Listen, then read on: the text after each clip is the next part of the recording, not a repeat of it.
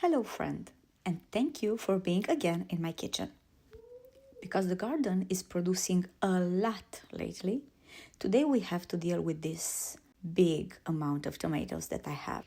I harvested everything 2 days ago and I just let them sit on the countertop to continue to ripen. Today is the day I really have to make some tomato sauce.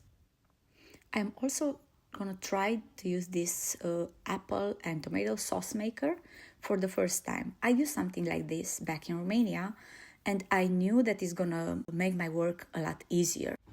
My personal recommendation for those of you who are trying this sauce maker for the first time is to puree all the tomatoes that you have and then in the end run again the skins for the second time. You will be surprised by the amount of juice you're gonna have.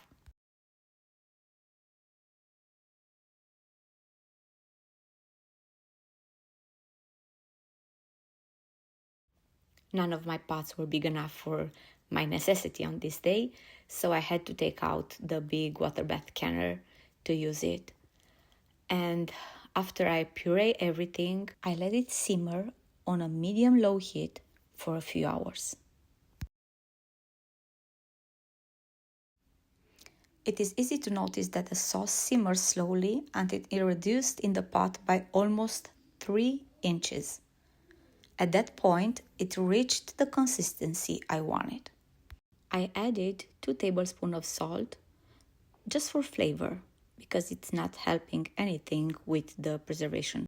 Now is the point where things may get weird for some of you, but this is how my grandma used to do it, my mom is doing it, and this is how I am doing it for at least 7 years now being here in the United States.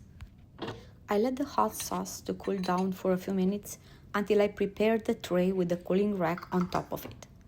Then I poured the hot tomato sauce into room temperature bottles that stay on the cooling rack. It never happened to have a crack bottle.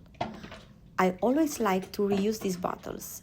Their 750 milliliter size is the perfect amount for what I need for one meal that I prepare.